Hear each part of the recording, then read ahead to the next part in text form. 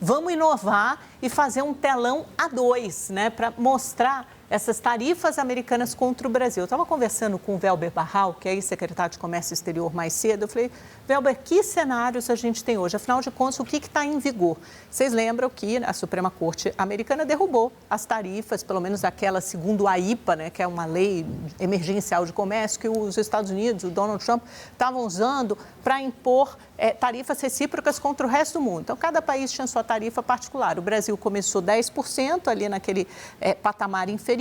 Depois, em julho, você teve uma recidiva, né? Aumentou, acho que antes até de julho, né? Aumentou mais 40%. Então, a gente ficou com uma tarifa de 50%. 9 de julho, para ser preciso. 9 de julho. Então, tá certo, é julho. Para todos os produtos. Está vendo como ele estudou bastante no fim de semana? Eu sabia que eu ia precisar do seu apoio, da sua ajuda. E aí, depois, houve um recuo em outubro dessas tarifas por uma série de produtos, primeiro para alguns, depois para outros, mas por último caiu café, caiu carne, mas ainda vigoravam as tarifas contra alguns produtos importantes, principalmente os industriais, por exemplo, máquinas e equipamentos, mas também calçados, pescados.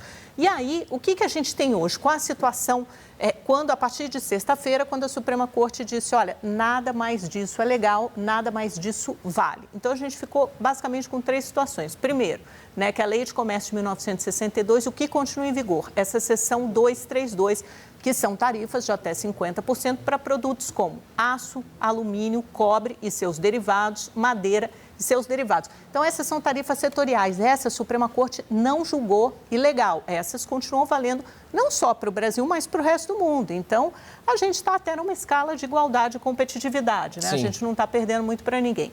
A segunda situação é a seção 122 da Lei de Comércio de 1974, né, Gayer? Que é essa aí. Essa é a novidade, a que Donald Trump anunciou na sexta e depois era de 10% e no sábado ele falou, vamos botar um pouquinho mais, 15%, né? Uma gordurinha. Uma gordurinha. Se a lei me permite ir até o teto de 15% durante 150 dias, essa aí.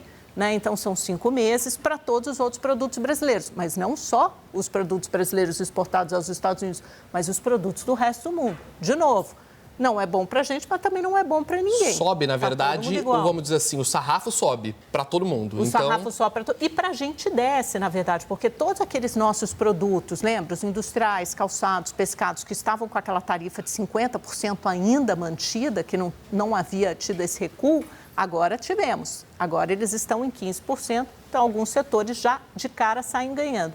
E a terceira situação, que é a Lei de Comércio de 1974, que é a seção 301. Essa ainda não está valendo, mas nós estamos sendo investigados por isso, né? O Brasil é investigado por práticas comerciais consideradas desleais. Aí tem uma série de temas, assim, uma miríade.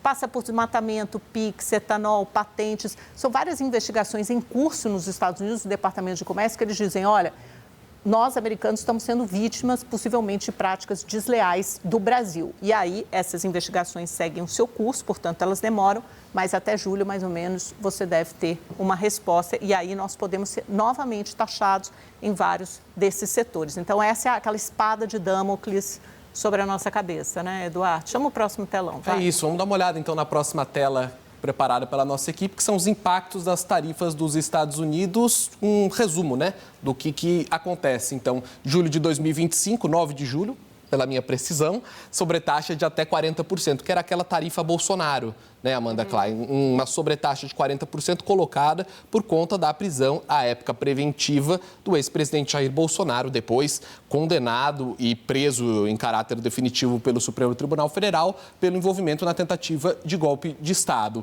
Essa sobretaxa de 40%, que acabou entrando uma série de exceções, e agora, no dia 24 de fevereiro de 2026, cai de maneira definitiva por decisão da Suprema Corte e entra essa sobretaxa fixa de 15%. Aqui está 24% porque é quando entra em vigor amanhã pela decisão da própria Casa Branca. Então, os países mais beneficiados que nós temos aqui na nossa tela, Brasil, uma tarifa média agora que cai, né, em 13,6%, China, Índia. E os países mais prejudicados, Reino Unido, Itália e Singapura. Reino Unido, olha só, subindo 2,1% a tarifa média. E ali temos até um registro de que a CNI, que é a Confederação Nacional da Indústria, estimando uma isenção de 21,6 bi para as exportações brasileiras. Então, via de regra, é uma nova ofensiva tarifária que menos prejudicial para o Brasil. Não dá para dizer que é favorável, mas é menos prejudicial do que se tinha colocado, né? Nós somos beneficiados perto do panorama anterior, do cenário anterior, nós somos beneficiados. Inclusive, esse primeiro estudo aqui que você fala que 3% cai em média a tarifa de exportação no Brasil, a fonte é o Global Trade Alert. Então, eles fizeram um estudo, isso foi publicado no fim de semana no Financial Times, e aqui Brasil é o mais beneficiado, em segundo lugar, a China. Então, veja que... Isso é interessante porque nós temos alguns produtos que são exportados para os Estados Unidos em que a China é o nosso principal concorrente. Isso. Então, é uma vantagem comercial. É uma vantagem. A gente começa, pelo menos, fica assim, competitivamente, a gente ganha.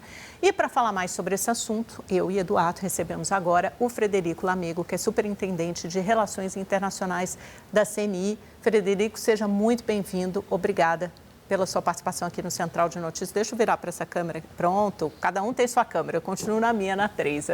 Eu, Eduardo, vamos falar com o Lamego agora.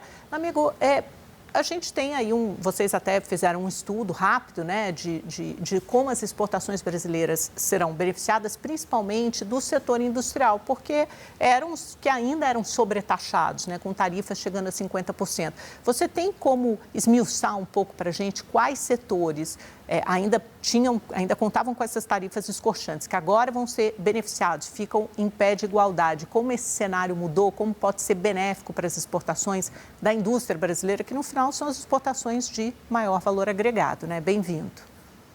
Obrigado, prazer estar falando com vocês e com os ouvintes.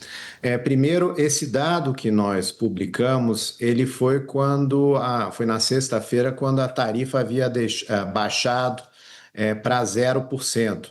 Esses 21 bilhões de dólares que seriam beneficiados. Porque agora a informação que nós temos, que está sendo compartilhada, é que nós estamos falando aí numa sobretaxa de 15% para mais ou menos 51% das nossas exportações, que é exatamente esses 20,6 bilhões de dólares aí que vocês apresentaram.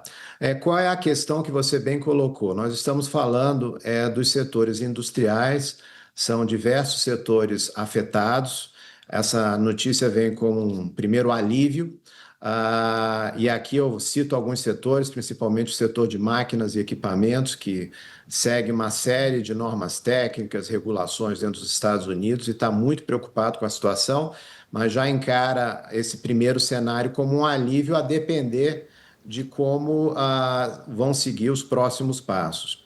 Outros setores que foram impactados é o setor de imóveis.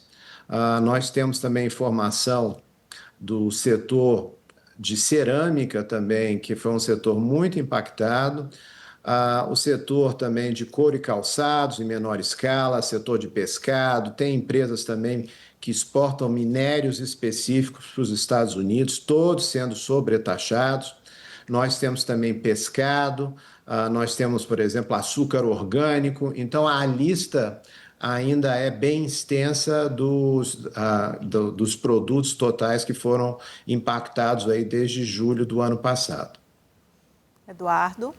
Oi, muito boa tarde. Obrigado pela entrevista, Lamego. Eu queria entender um pouco como é que está a situação da Embraer, porque é um setor muito importante de exportação de produto com maior valor agregado, né, do Brasil. O presidente Lula está na Índia, na verdade agora está na Coreia, mas passou pela Índia e fez, inclusive, uma implantação de mais acesso da Embraer para as vendas ali na Índia. E sempre é uma questão, né? Como que pode ser a venda da Embraer de aviões menores para a aviação regional lá americana. Em determinado momento, algumas peças entraram numas exceções do tarifaço. Então, queria que você fizesse assim um panorama de como é que está a questão tarifária para a Embraer, que é uma empresa, inclusive, muito importante para o Brasil.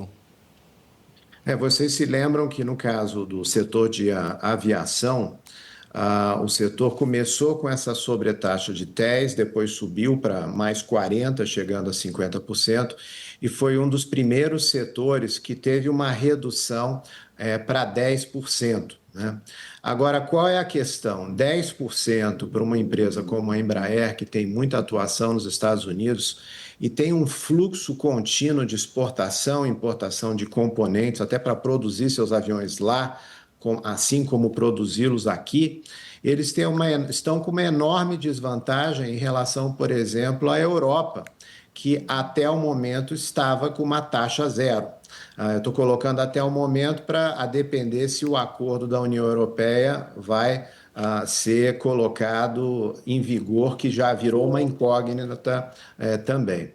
Então, essa é a questão, quer dizer, a Embraer está com 10% e está buscando reduzir esses 10% para zero.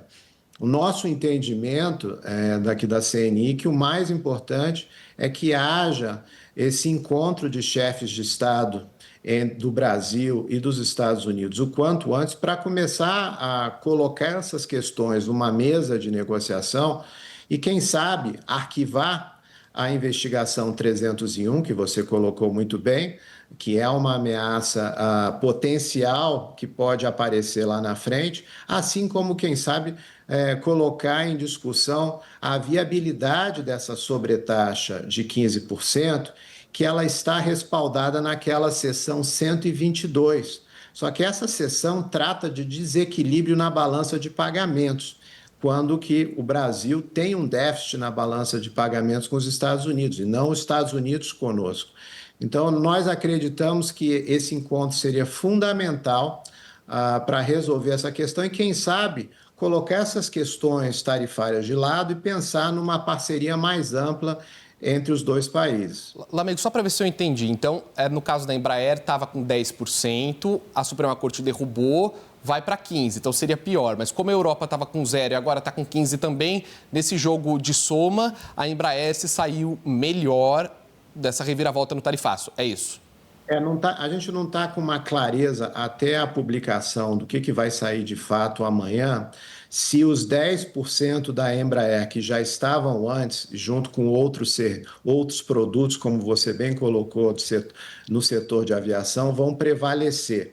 Assim como você se lembra também que existem uma quantidade razoável de produtos que estavam com tarifa zero, fruto, sobretudo, da pressão inflacionária nos Estados Unidos. Aqui estou falando do setor de frutas, café, carne, entre outros. E nós acreditamos que o governo americano, sendo pragmático, ele não vai aumentar essas sobretaxas nesses produtos. Então, nós precisamos aguardar, de fato, o que vai sair amanhã de mudança. Porque a partir da publicação dessa ordem executiva, né, amigo, dessa ordem presidencial, você tem um anexo com uma série de exceções. Aí é que vai ficar claro, né, para o comércio, para os setores, quem será taxado ou, eventualmente, quem será beneficiado ou isento dessas tarifas. Agora, só para fechar, amigo, então, o que você está colocando aqui, o cenário que você está colocando, é que os produtores, os exportadores, estão diante de um cenário que é absolutamente confuso, né? Uma barafunda, porque você não sabe o que pode sair da cartola de Trump ainda, desse arsenal de medidas tarifárias, ainda podem pintar outras coisas. Como é que alguém consegue fechar um contrato de exportação, sendo que isso tem um tempo, né, para chegar até os Estados Unidos, 1 mês, 2 meses, 3 meses, sem saber qual será a legislação em vigor lá na frente? Você tem uma insegurança jurídica enorme. Exatamente. Essa é a questão que está sendo colocada pelos empresários. Agora, é bom colocar, primeiro, que a seção 122, ela tem um horizonte de 150 dias. E ela só pode ser prorrogada por autorização do Congresso. Isso é muito importante porque diminui os instrumentos de política comercial por parte do governo Trump, que só sobraria, no nosso caso, a aplicação da 301, que é essa investigação em curso. Ainda considerando que nós temos ainda alguns setores na 232, no caso do aço, siderúrgica de um modo geral, alumínio, siderúrgica de um modo geral. Mas o que é importante é tentar resolver a questão, no nosso entendimento, da 301, e vamos ter que aguardar até amanhã para entender como é que vai ficar a aplicação das tarifas dos 15%. Mas, como você bem colocou, isso gera um clima de muita incerteza no nosso setor empresarial.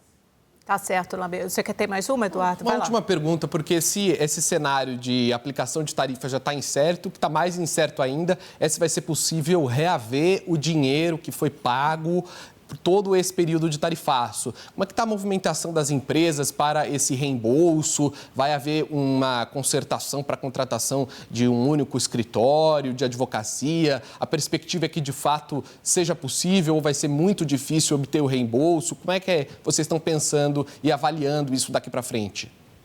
Olha, na decisão da Suprema Corte não foi feito nenhuma menção acerca do reembolso a ser pago pelo governo americano para as diversas empresas do mundo inteiro que foram prejudicadas ao longo do ano passado com as sobretaxas.